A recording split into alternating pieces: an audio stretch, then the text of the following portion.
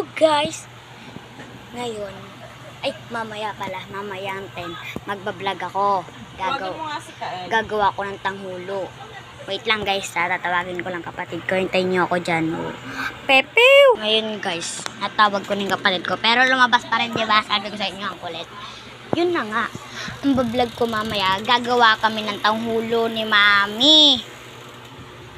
Ewan ko kung sure. Kapag hindi, hindi.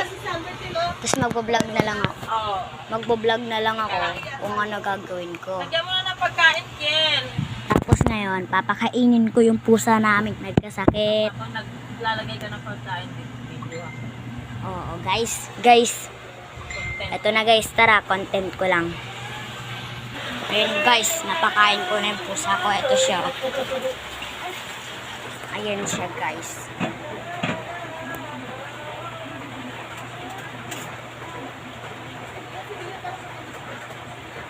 Dito siya tinurukan guys.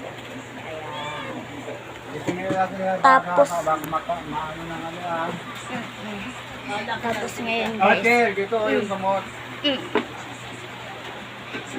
yung gamot niya. Yes, dito na ako guys. Ngayon guys, nakalabas ka na yung hospital lang. Alaga akong pusa. Mami, paa mo naman! Nagpa-vlog ako. Ngayon, hindi ulit natuloy yung inside out kasi maulan. Susunod na lang. Kapag di maulan, magbablog ako para mag-inside out. Kaya maging angry ako. Lalagyan ko ng ano yun? Face paint yung mukha ko, buong mukha ko. Para maging mukha kong si angry. Diba? Paano kaya guys na? Paano kaya mag-block? May nakasulat na 48 hours bago mo i-block yung kasama mo. Diba? Bakit kaya ganun?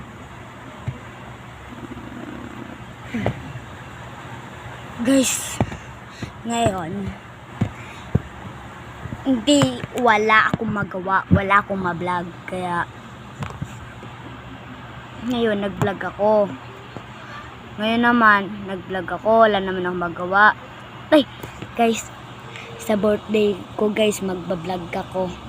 Pupunta kami ng Quiapo, bibili ako ng motor, aalis kami, syempre, diba? Kaya ikaw ate, wag mo itong tatawan tong video na to pag nakita mo to sinasabihan na kita. Guys, pa-subscribe ng YouTube ko para mas lalong rumami. Story time. Dati guys, lagi kaming umiikot. Tapos yung